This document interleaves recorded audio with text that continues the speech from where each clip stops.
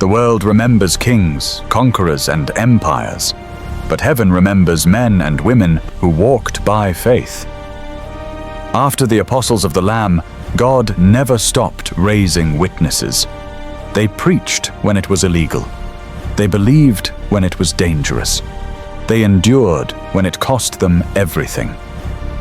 This is heroes of faith, the true stories of believers whose lives proved that God is real.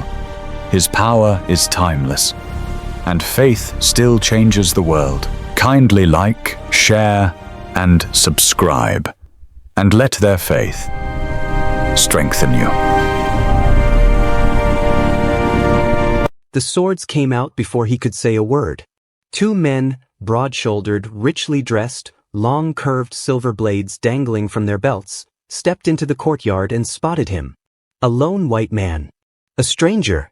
A missionary sitting on a bench in the palace of the Muslim king of Iwo, deep in the African interior, for days' walk from the nearest help.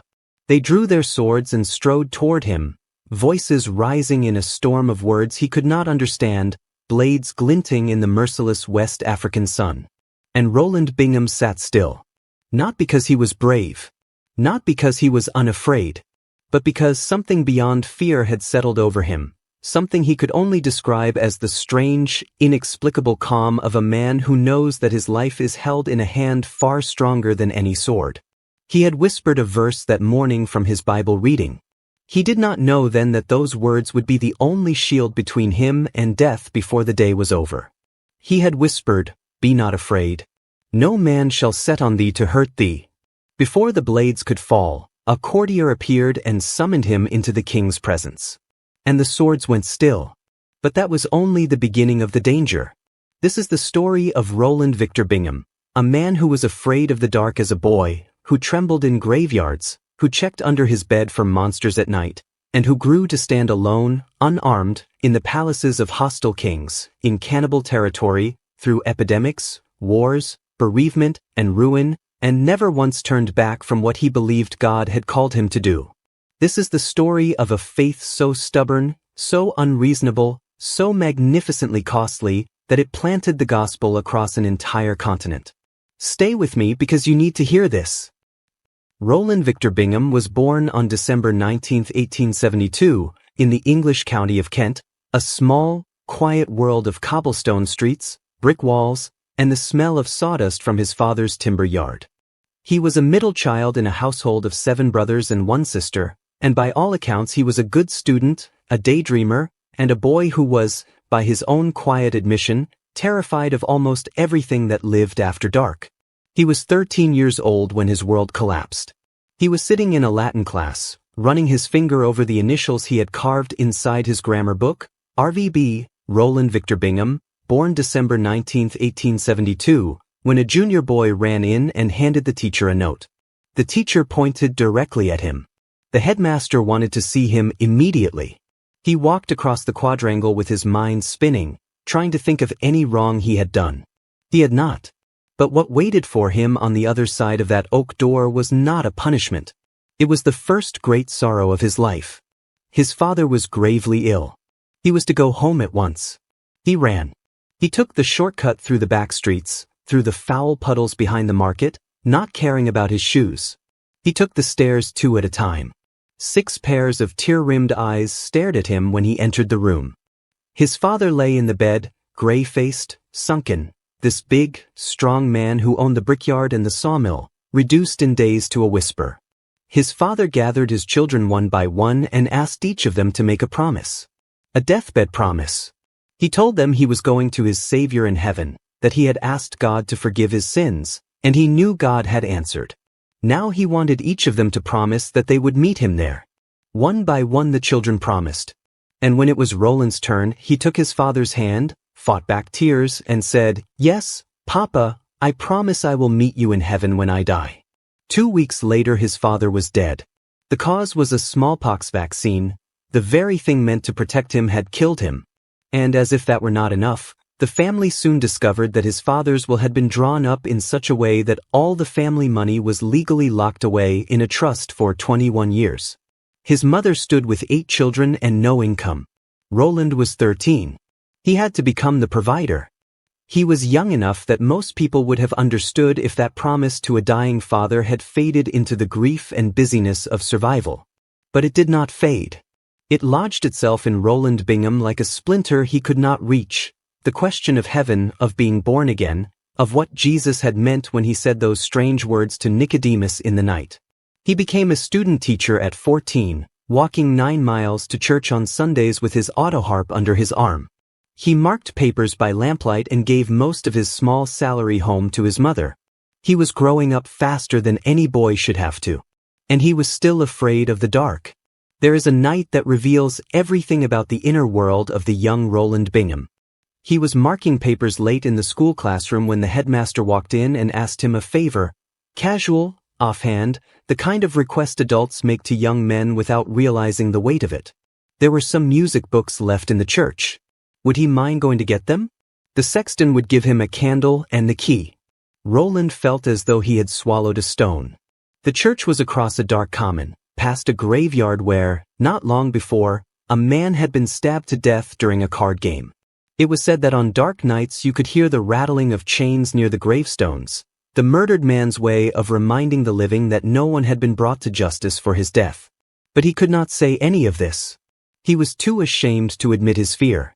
So he got the key and the candle and walked out into the moonless, windy night. His knees shook. His mouth was too dry to whistle. He made it to the graveyard gate. He pushed it open. He could see the outlines of tombstones on both sides of the path. He reached the church porch. He struck a match. The wind blew it out. He tried again. The flame died. He stood in complete darkness, and then he turned the key and pushed open the great oak door. What greeted him was a cavernous black hole. He stood motionless, terror almost physical in his chest. And then he heard it, the rattling of chains. His teeth began to chatter. His body broke out in a cold sweat. He could not run. His feet would not move. And then a louder sound. The pause. He counted. 9 tolls of the church bell.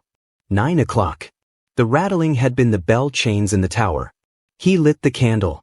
He found the music books. He walked out, locked the door, returned the key, and ran back to school. He said nothing to anyone. He graded his papers quietly and went to bed. But that night planted a seed.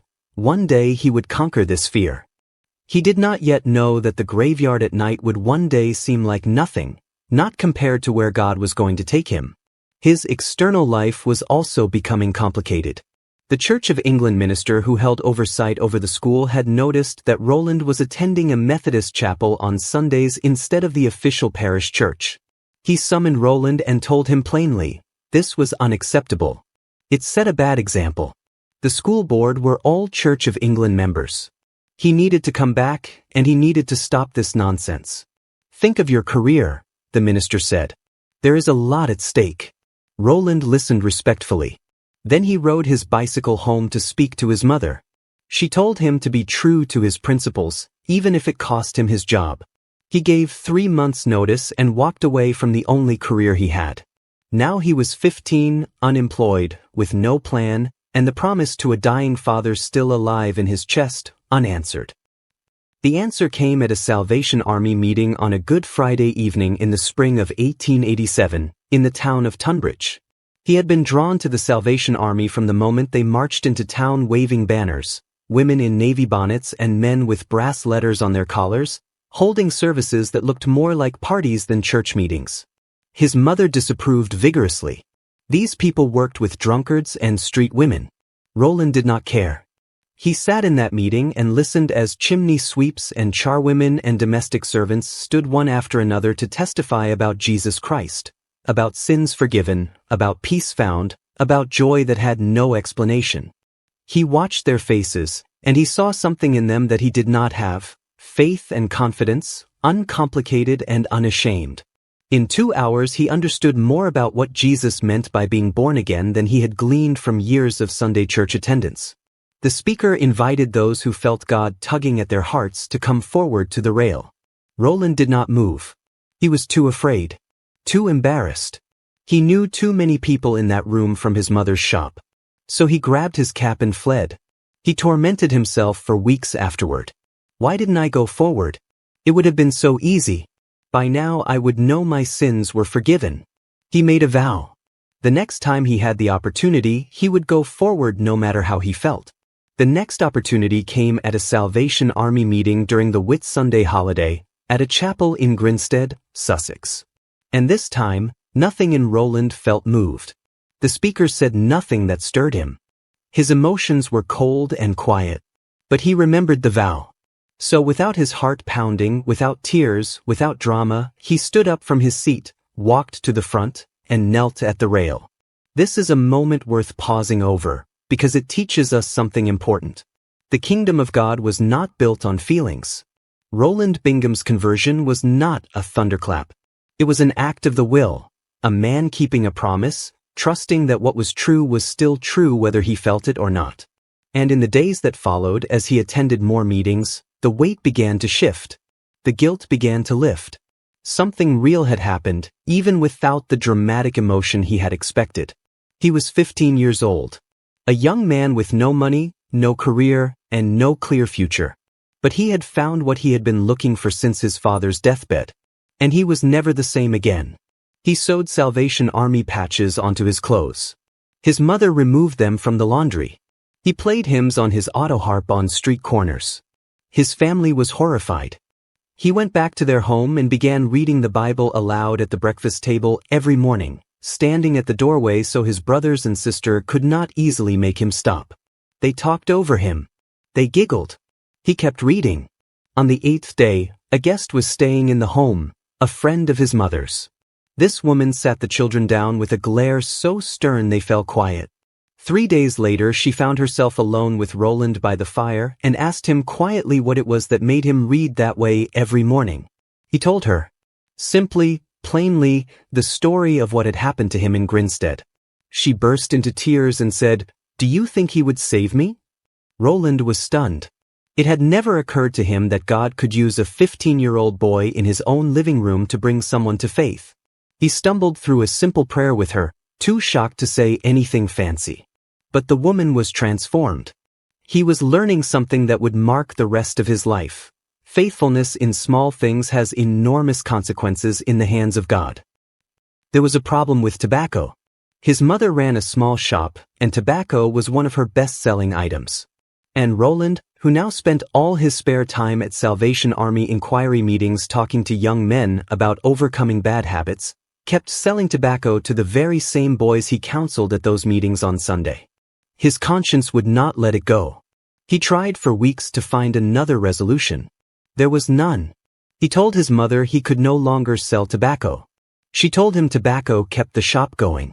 They reached an impasse. He did not tell his mother that this was the reason he was leaving. He did not want her to think her stand had driven him out of the house. He packed a knapsack, walked to the train station, and at 16 years old, boarded a ship for Halifax, Nova Scotia, Canada, with almost nothing to his name. And on that ship, before it had even docked, he was holding Sunday services in the dining room, shouting to be heard above the crashing waves. A passenger who had been lying sick in his bunk heard him preaching through the walls of the ship and was converted.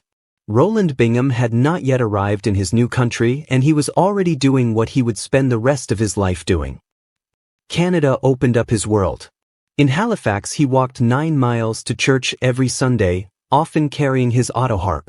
In Toronto, he found work as a clerk and gave his spare hours to street preaching. And it was on a street corner in Toronto, selling copies of a Salvation Army magazine, that a middle-aged man stopped in front of him and changed the direction of his life. The man's name was John Salmon, a legendary preacher in Toronto, the father of the Christian and Missionary Alliance Church in Canada. He bought a copy of the magazine, told Rowland he had enthusiasm, and suggested that with more training he could go far. The conversation lasted 5 minutes. But Rowland never forgot it. A year later, John Salmon invited him to live with his family, study the Bible under his personal mentorship, and serve as his pastoral assistant. Rowland accepted without hesitation. He was growing in knowledge, in preaching, in faith. He was building roots. But God was about to uproot him entirely. One evening Rowland was sharing a testimony at Bethany Chapel when an elderly Scottish woman approached him afterward. Her name was Mrs. Gowans. She had 2 children serving God overseas, a daughter in China and a son named Walter, who was on his way to England to raise support for a mission to Africa. The next day she invited Rowland for lunch and told him about Africa. She spread it out before him like a map of a burning world. South of the Sahara, stretching 2,500 miles across the continent, lay a region called the Sudan, not one country, but a vast belt of land bounded by the Niger River to the west and the Nile to the east. 90 million people lived there. Muslims in the north, pagans in the south. Twins were killed at birth because witch doctors declared them children of evil spirits. Slave raiders chained healthy young people together and marched them north to be sold in markets. Cannibalism was practiced in the south. And in all of those 90 million people, in all of that 2,500 miles of territory, there was not one missionary. Not one. "What about you, Mr. Bingham?" she asked, looking directly at him. "Are you prepared to join my son in his mission if God calls you to do so?" He did not answer her that night, but he lay awake through the darkness with those words circling in his mind like vultures. He tried to think of counter-arguments. There was work to do in Canada. Reverend Salmon needed him. He had responsibilities. But nothing helped. The thought of a continent in darkness haunted him, and by morning he had made up his mind. He was 20 years old. He had less than $10. And he was going to Africa. He visited a Christian family he knew, the Blairs, hoping for support. He was too embarrassed to bring it up himself. But on the last morning, James Blair emptied his entire bank account, $125, and placed it in Rowland's hands without being asked. With that money he booked passage to England. While waiting in New York for his ship, he met a young man named Tom Kent, a former college friend of Walter Gowan's. Within days Tom had decided to go to Africa too. 2 weeks after his conversation with Mrs. Gowans, Rowland was on a ship crossing the Atlantic. They were 3 young men with no mission board, no institutional support, no experience, and no guarantee of survival. Walter had already given them a name. They would call themselves the Sudan Interior Mission, SIM for short, and their entire mission board would be one small Scottish woman who prayed for them every day in Toronto. When their ship arrived in Lagos in December of 1893, a Methodist superintendent invited the 3 young men to dinner. He was a man of experience, and he wasted no time. He told them plainly, almost before the food was served, that they were on a fool's errand. "You will never see the Sudan," he said, pointing his fork at each of them for emphasis. "Your children will never see the Sudan. Your grandchildren might." Rowland wanted to argue. He could not find the words. He swallowed his food in silence and made a quiet, private vow, the same kind of stubborn internal promise that had driven him to the altar rail in Grinstead years before. He would either succeed in this mission or die trying. The men prayed for a week. They sold their pocket watches, their canvas boat, their spare clothing. They stopped buying meat and bread, living instead on the local corn porridge cooked with palm oil. At first Rowland gagged on it. His body adjusted. They reduced their living costs to 2 pennies a day per person and waited for God to provide. The provision came from the most unexpected direction. While in England, they had spoken briefly to a housemaid named Mary Jones who worked for a wealthy family. They had talked with her about Africa, not expecting anything. But a letter arrived from Mary, and when Rowland opened it, a bank draft floated out. £500. Mary had received a small inheritance of £300 from a distant relative and had felt God asking her to give every penny of it to the 3 young men in Africa. Her mistress, hearing of the sacrifice, added £100. Others contributed until the total reached $500. A housemaid's entire inheritance. Given freely without being asked. It was enough for all 3 of them to make the journey inland. But then malaria struck. On Rowland's 21st birthday, his head throbbed and his body burned. By Christmas he was unconscious, carried on a borrowed stretcher to the Church Missionary Society hospital. As he lay semi-conscious, his friends prayed over him through the night. He survived, but he was too weak to travel inland. It was decided that he would remain in Lagos as the home base while Walter and Tom ventured north. Rowland watched them go on February 23, 1894, and wrote only 6 words in his journal that day. Walter and Tom left Lagos for Sudan. He could not write more. He knew what lay ahead. The party of 6 missionaries that had arrived in Lagos after them had already lost 4 men to disease. One was heading home sick. Only one was still pressing forward. He prayed. He waited. He took a part-time bookkeeping job to save money. He made short preaching trips of his own, including that terrifying visit to the palace in Iwo, where the head man of the mosque had organized a mob to stone him to death, and where God had held the mob completely still so that not one person moved, and even the angriest men stepped aside to let him through. That night 2 men crept into his tent and told him what had happened. "There is some kind of magic about you," they said. A great fear settled over the people when he gave the signal to rush at you. No one moved. They said magic held them back. "It is not magic," Rowland told them quietly. "It is the hand of God." Then the letters from the interior stopped coming. First came word that Tom Kent had relapsed from malaria in the town of Bida, far inland, with no doctor and no help. He slipped into unconsciousness and died. He was buried within hours. He was 25 years old. Rowland read the letter 3 or 4 times, unable to absorb it. He sat down to write to Tom's parents and found himself wondering whether someone would soon be writing the same letter to his own mother. Then, a month later, another letter arrived. It was from Walter's guide, a native Christian named Tom Coffey. One sentence stood out from the rest. "I am very sorry to inform you that Mr. Gowans was dead." Walter had become ill after Tom left for the coast. A slave-raiding army had surrounded the town where he was sheltering, besieging it until the people surrendered. Walter was released, stripped of everything, and stumbled toward the coast in failing health. 2 days from safety in the town of Gurku he died. He was buried in a cornfield by the roadside. Both men. Both gone. Rowland was now the only surviving member of the Sudan Interior Mission. He sat with that for 2 weeks before he learned all the details.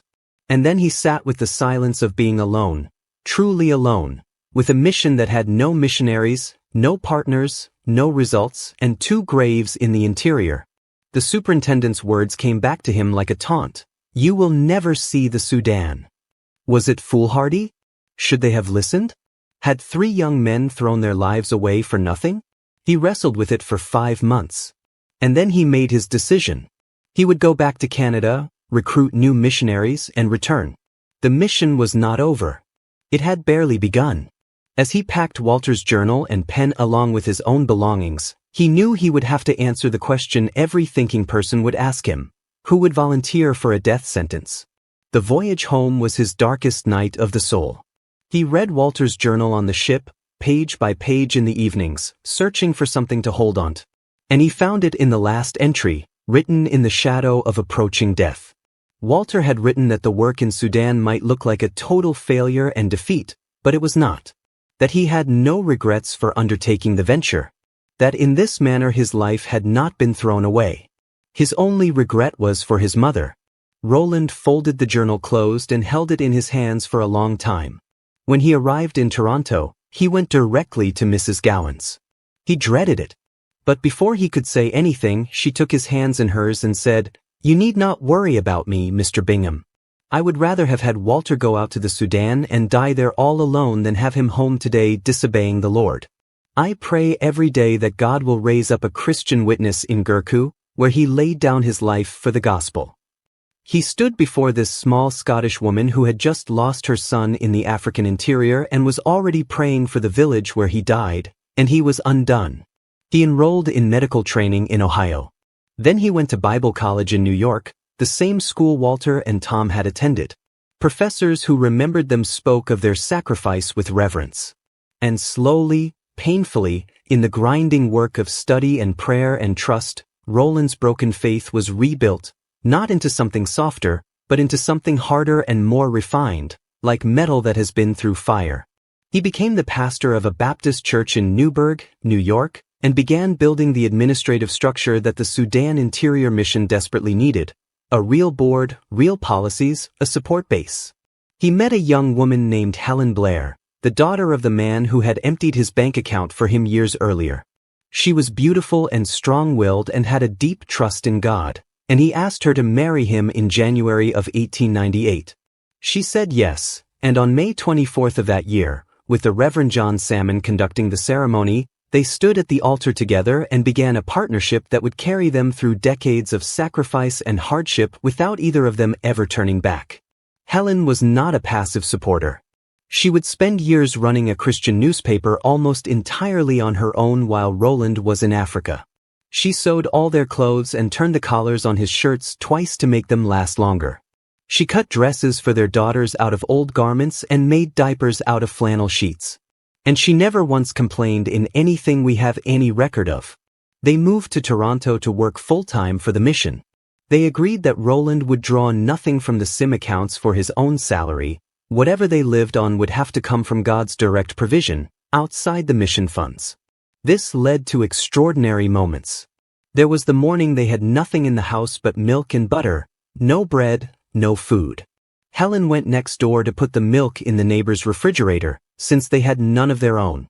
The neighbor, Mr. McCormick, who was also the local grocer, told her the baker had dropped off samples of rye bread and asked if she would take a loaf and tell him what she thought. Rowland and Helen sat down that night to bread and butter and laughed together, thanking God for providing, once again at the last possible moment, in the most ordinary disguise. There was the afternoon Rowland spent his last penny on bus fare to visit a girls' reform school, young women who were in the school as an alternative to prison, and found that they had organized themselves into a sewing circle called the Christian Endeavor Society, giving up their free time twice a week to make things that could be sold to support the Sudan Interior Mission. These girls, who society had written off, were helping to fund the gospel reaching 90 million people in Africa. There was the night Rowland lay awake staring at a $100 check on the dresser from a Presbyterian woman named Miss Weatherford who had given her last cent to him. She had tried for years to serve as a missionary herself and had been rejected as too old. Now she gave everything she had to the mission. And as Rowland lay awake, he could not escape the thought. He had accepted this woman's last dollar for a mission that would not accept her as a missionary because she was Presbyterian. How could that be right? By morning he had his answer. First came word that Tom Kent had relapsed from malaria in the town of Beta, far inland, with no doctor and no help. He slipped into unconsciousness and died. He was buried within hours. He was 25 years old. Rowland read the letter 3 or 4 times, unable to absorb it. He sat down to write to Tom's parents and found himself wondering whether someone would soon be writing the same letter to his own mother. Then, a month later, another letter arrived. It was from Walter's guide, a native Christian named Tom Coffey. One sentence stood out from the rest. "I am very sorry to inform you that Mr. Gowans was dead." Walter had become ill after Tom left for the coast. A slave-raiding army had surrounded the town where he was sheltering, besieging it until the people surrendered. Walter was released, stripped of everything, and stumbled toward the coast in failing health. 2 days from safety in the town of Gurku he died. He was buried in a cornfield by the roadside. Both men. Both gone. Rowland was now the only surviving member of the Sudan Interior Mission.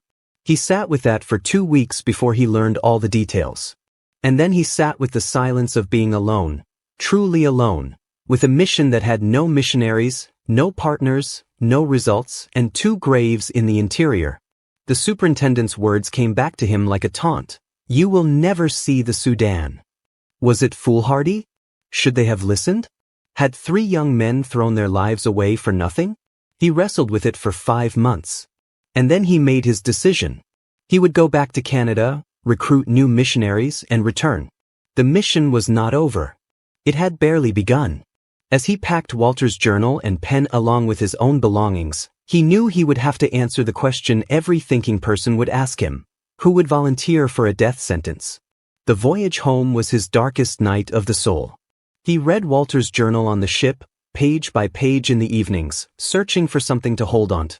And he found it in the last entry, written in the shadow of approaching death. Walter had written that the work in Sudan might look like a total failure and defeat, but it was not. That he had no regrets for undertaking the venture. That in this manner his life had not been thrown away. His only regret was for his mother. Rowland folded the journal closed and held it in his hands for a long time. When he arrived in Toronto, he went directly to Mrs. Gowan's. He dreaded it. But before he could say anything, she took his hands in hers and said, "You need not worry about me, Mr. Bingham. I would rather have had Walter go out to the Sudan and die there all alone than have him home today disobeying the Lord. I pray every day that God will raise up a Christian witness in Gurku, where he laid down his life for the gospel." He stood before this small Scottish woman who had just lost her son in the African interior and was already praying for the village where he died, and he was undone. He enrolled in medical training in Ohio. Then he went to Bible college in New York, the same school Walter and Tom had attended. Professors who remembered them spoke of their sacrifice with reverence. And slowly, painfully, in the grinding work of study and prayer and trust, Rowland's broken faith was rebuilt, not into something softer, but into something harder and more refined, like metal that has been through fire. He became the pastor of a Baptist church in Newburgh, New York, and began building the administrative structure that the Sudan Interior Mission desperately needed: a real board, real policies, a support base. He met a young woman named Helen Blair, the daughter of the man who had emptied his bank account for him years earlier. She was beautiful and strong-willed and had a deep trust in God, and he asked her to marry him in January of 1898. She said yes, and on May 24th of that year, with the Reverend John Salmon conducting the ceremony, they stood at the altar together and began a partnership that would carry them through decades of sacrifice and hardship without either of them ever turning back. Helen was not a passive supporter. She would spend years running a Christian newspaper almost entirely on her own while Rowland was in Africa. She sewed all their clothes and turned the collars on his shirts twice to make them last longer. She cut dresses for their daughters out of old garments and made diapers out of flannel sheets. And she never once complained in anything we have any record of. They moved to Toronto to work full-time for the mission. They agreed that Rowland would draw nothing from the SIM accounts for his own salary. Whatever they lived on would have to come from God's direct provision, outside the mission funds. This led to extraordinary moments. There was the morning they had nothing in the house but milk and butter, no bread, no food. Helen went next door to put the milk in the neighbor's refrigerator, since they had none of their own. The neighbor, Mr. McCormick, who was also the local grocer, told her the baker had dropped off samples of rye bread and asked if she would take a loaf and tell him what she thought. Rowland and Helen sat down that night to bread and butter and laughed together, thanking God for providing, once again at the last possible moment, in the most ordinary disguise. There was the afternoon Rowland spent his last penny on bus fare to visit a girls' reform school, young women who were in the school as an alternative to prison, and found that they had organized themselves into a sewing circle called the Christian Endeavor Society, giving up their free time twice a week to make things that could be sold to support the Sudan Interior Mission. These girls, who society had written off, were helping to fund the gospel reaching 90 million people in Africa. There was the night Rowland lay awake staring at a $100 check on the dresser from a Presbyterian woman named Miss Weatherford who had given her last cent to him. She had tried for years to serve as a missionary herself and had been rejected as too old. Now she gave everything she had to the mission. And as Rowland lay awake, he could not escape the thought. He had accepted this woman's last dollar for a mission that would not accept her as a missionary because she was Presbyterian. How could that be right? By morning he had his answer. SIM would accept missionaries from all denominations. When he went to his financial supporter and told him this would mean giving up the $100 a year promised under Baptist-only terms, the man laughed and said God had been challenging him on the same thing, and he was increasing the gift to $1,000 a year. God does not waste honesty. New missionaries began to come. Not quickly and not easily. 4 years the mission seemed to move 1 step forward and 2 steps back. The early years in Africa were brutal. Missionaries came, fell ill, and returned. Some died. The skeptics watched and quietly concluded that it could not be done. But Rowland refused to stop. And slowly, so slowly it was almost imperceptible year by year, things began to change. By 1902, 4 new missionaries were heading to Africa, this time with 6 months of Hausa language training in Tripoli before venturing inland. Rowland had learned from the deaths of Walter and Tom. He would not send anyone unprepared again. And then came a man named Andrew Sturrett, a pharmacist, nearly qualified as a doctor, who had read one of Rowland's tracts about the Sudan and could not get it out of his head. He showed up at Rowland's door, told him he had sold his drugstore, his 2 commercial buildings, and all his stocks and bonds, and wanted to go to Africa. He was 37 years old. The SIM board had a policy against accepting missionaries over a certain age. But Rowland looked at this earnest, intense man with the burning brown eyes and could not say no. He put the money into a trust for 4 years so Andrew could take it back if he changed his mind. Andrew did not change his mind.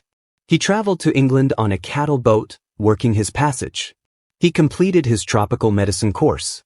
He wrote from England to say he could not wait any longer and was leaving for Africa whether SIM accepted him or not. Andrew Sturrett would still be preaching in Nigerian marketplaces every single day at the age of 77. He would still be doing it when Rowland died.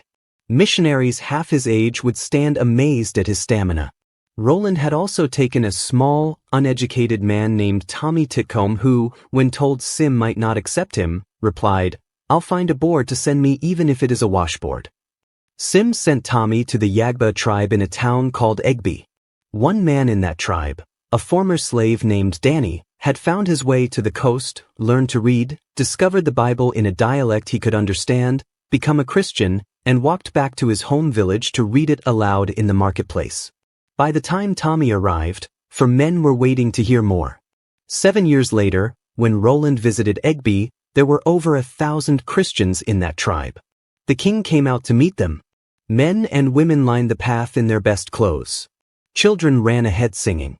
Rowland, who was not an emotional man, walked into that town with tears streaming down his face. All the years of sacrifice, all the graves, all the closed doors and empty bank accounts and broken bones, it was all worth it for this. 111 people were baptized at the conference in Egbe. Rowland stood in the water and baptized them himself. And then he met the women of the Yagba tribe, 100 of them, standing outside waiting for him.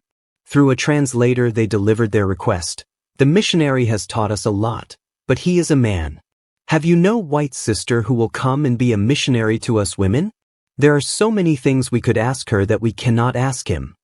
They told him that 85% of their babies died within a year of birth because they believed breast milk was poisonous for the first 9 days. Newborns were given filthy rags soaked in river water to suck on while their mothers waited. Thousands of babies died from the infections every year. They knew there had to be a better way. They just needed a woman to show them. Twins. No pair of twins had ever survived in that tribe. The witch doctors declared them children of evil spirits and killed them at birth. Often the mother was killed too. Even now that there were Christians in the town, no one had managed to save a single pair. What did those women want? They wanted a sister who would come and shelter their twin babies and teach them how to keep their children alive. Rowland returned to Canada carrying that request like a burning coal. In 1914, with the world sliding toward its first Great War, Rowland traveled to Africa again to visit all 8 SIM stations, walking or cycling hundreds of miles under the African sun. He visited the Tangale tribe, people who had been described to him years earlier as savages who killed white men on sight and decorated their houses with bleached skulls. He and Andrew Sturrett had trekked into their territory together, ignoring an official government warning not to enter because the tribe was at war. They had planted gospel seeds in Kaltungo and prayed over the ground. Then they left. 15 years later Rowland returned to find 800 Tangale Christians gathered to hear him preach on a Sunday evening. The missionaries there apologized. If he had come in the morning, there would have been 1,500, but many of the church members spent Sunday afternoons going out to preach in surrounding villages and so missed the evening service. 800 people who 15 years ago had never heard the name of Jesus were now sending missionaries of their own to the Muslim provinces of the north. At the end of that service, 4 young men from the Tangale church came forward and volunteered to go as missionaries into Muslim territory. The rest of the congregation pledged to support them. Let that sink in. A church that 15 years ago did not exist was now sending out and funding its own missionaries. There were deep sorrows woven through all of this. While Rowland was in Africa in 1915, he learned that his sister Winifred, who had come to Canada to help him and Helen with their work, had decided to return to England to fetch their elderly mother and bring her home. She booked passage on a British ocean liner called the Lusitania. On May 7, 1915, a German U-boat torpedoed the ship off the south coast of Ireland. Over 1,100 people died. Winifred was among them. 2 of Rowland's brothers were also killed in the fighting, William in France, Harold off the coast of Tangier. He did not come home early. He could not reach his family. He wrote letters from Africa, and he wrote a public letter to his readers. Merely to mark time in missionary work during the war is a fatal blunder. We must go forward. This was not callousness. This was the language of a man who had made a decision decades earlier about what his life was for, and who was not going to unmake that decision because of suffering. He grieved. He mourned. But he did not stop. By the 1920s and 1930s, the Sudan Interior Mission had grown far beyond anything those 3 young men could have imagined standing on a Lagos dock in 1893. Rowland had extended Sim's reach to Ethiopia, where missionaries were beginning the slow and difficult work of planting the gospel among unreached pagan tribes in the south. He had traveled around the entire world, through Palestine, Egypt, India, Australia, New Zealand, establishing Sim offices and recruiting missionaries from every continent. He had started a Canadian Keswick conference, a Christian publishing house called Evangelical Publishers, and a widely read newspaper called the Evangelical Christian, all of which he ran simultaneously with leading the mission, often with Helen doing most of the editorial work while he traveled. In Ethiopia, he had sat with Emperor Haile Selassie himself and secured the emperor's support for Sim's work in the country.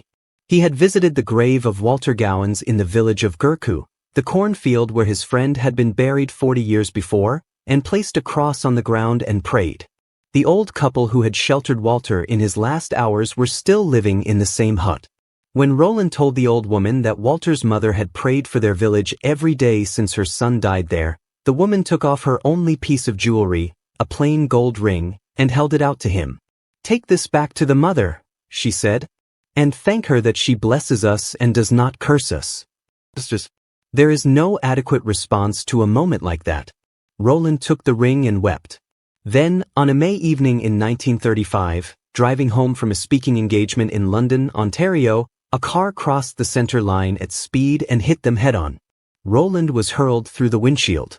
He woke up 2 days later in a hospital bed with his jaw wired shut, his ribs fractured, his pelvis broken, his arms and legs covered in deep lacerations. He was 62 years old. Helen was in a similar condition in another bed. From the hospital he wrote to a close friend, "I was thrown through the windscreen, and yet both my eyes were spared. I want this to be a word of gratitude and thanksgiving to God. I find my former vigor almost fully restored and a greater program than ever before me. I can only conclude that I have not yet finished the work for which the Lord Jesus laid hold upon me nearly 50 years ago. A greater program than ever before." He was 62. He had just been thrown through a windshield. And he was thinking about what came next. What came next was the Italian invasion of Ethiopia under Benito Mussolini. With 80 Sim missionaries in the country, the American and British governments issued evacuation orders for their citizens. Rowland sent a telegram to his field director Tom Lambie, "You are under higher orders than those of the King of England or the President of the United States. Get your instructions from him, and we are right with you." Every single Sim missionary in Ethiopia chose to stay. And when the Italians finally expelled them all years later, when the last missionary was forced to leave and the Ethiopian church was left alone under occupation, something happened that no one could have planned or manufactured. The Ethiopian Christians, cut off from all outside support, all foreign leadership, and all institutional structure, took everything the missionaries had taught them and ran with it into the darkness. They preached in the marketplaces. They gathered in homes. They walked between villages carrying the gospel on their backs. When they were arrested and thrown in prison, they preached in the prisons, and the wardens released them because they were converting too many fellow prisoners. A military governor organized a massive parade to intimidate the people and then left the attendees stranded with no transportation home. The Christians opened their homes, fed the strangers, and told them about Jesus. Those men went back to their tribes carrying the news. When Sim's missionaries had been expelled, there were fewer than 200 baptized Ethiopian believers. When the Allied forces liberated the country 5 years later and the first Sim-affiliated soldier walked into the capital, he was met by church elders from Walamo who had trekked to Addis Ababa to find him. They told him there were now 70 groups of believers meeting regularly across the country. Estimates suggested 10,000 Christians, grown from fewer than 200, in 5 years of persecution, occupation, and darkness. The Italian governor had done what no missionary strategy could. He had scattered the seeds. In 1939, as the Second World War broke out, Rowland was nearly 67 years old. He could have rested on the extraordinary legacy he had already built. Instead, he threw his energy into a new organization, the Soldiers and Airmen's Christian Association, building a network of 16 Christian fellowship cabins near military training camps across Canada, staffed around the clock with evangelists and returned missionaries, reaching tens of thousands of young men preparing for combat. He managed the newspaper. He ran the publishing house. He oversaw the Keswick Conference. He led SIM, which now had 360 missionaries in the field, dispersing $400,000 a year in support. He visited the cabins, encouraged the workers, corresponded with missionaries on 3 continents, and wrote a book, all simultaneously. And then, on a Friday morning in December of 1942, while working alone at his desk, on the eve of his 70th birthday, 15 days before he was to fly to Ethiopia to greet the 10,000 new believers he had never met, he was found slumped in his chair, semi-conscious. He had suffered a massive stroke. For 4 days, Helen and their daughters and closest friends kept vigil. Telegrams began arriving from around the world as word spread. On December 8, 1942, with Helen holding his hand and Tom Lambie and Guy Playfair and Winifred and Marianne gathered around his bed, Rowland Victor Bingham breathed his last. The funeral was held at Cook's Presbyterian Church in Toronto, chosen because it had the largest auditorium in the city and they needed the space. Telegrams and letters flooded in from across the globe. Men and women who had been saved through the Soldiers and Airmen's cabins. Missionaries in Nigeria who received his annual Christmas letter days after he died and wept as they read his final words to them. African Christians who had never met him but whose churches existed because of decisions he had made in obscure moments of stubbornness and faith 50 years earlier. 90 million people. That was the number Mrs. Gowans had spoken into the life of a 20-year-old man in a sitting room in Toronto. 90 million people without Christ. And a young man with $10, terrible fear, and an unreasonable God had said, "Someone must go."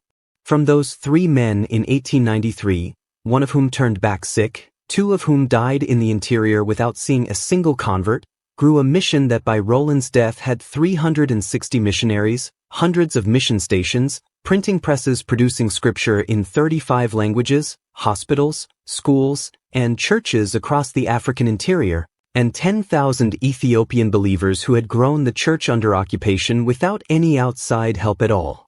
The order of service at Rowland's funeral ended with these words. And so, for the first time, we face a new year without him. It was ever his joy to speak of God's great heroes, exhorting us to imitate their faith. And now that he, too, has joined that great cloud of witnesses, we say one to another with new meaning as we remember him, Rowland V. Bingham, whose faith follow. So what do we take from this life? What does Rowland Bingham say to you and me, sitting here in our comfortable present, knowing what God did through him? He says that fear is not disqualifying. He was afraid of the dark as a boy. He was terrified to walk to the penitent rail in front of people he recognized. He trembled to stand before his family at breakfast with a Bible. Fear did not stop him. He moved forward anyway, and God met him in the motion. He says that provision does not come before obedience. It comes after. Every single time, the bank account emptied for him, the housemaid's inheritance, the unsalted almonds in the middle of Nigeria, the chocolate milk in Sokoto, God provided after the step was taken, not before. Rowland could not have planned for any of it. He just kept moving and trusted that the one who called him was also the one who would provide. He says that results are God's business. Rowland went to Africa 3 times and came back sick. He buried 2 friends. He watched missionary after missionary fall ill and return home. He ran a mission for years that had not managed to keep a single worker on the field. He kept going. He did not quit because the results were slow. He understood that the harvest belongs to God and the faithfulness belongs to us. He says that the suffering is not a sign that you are going the wrong way. Sometimes it is the very thing that breaks open the ground for the seed. The deaths of Walter Gowans and Tom Kent opened a village.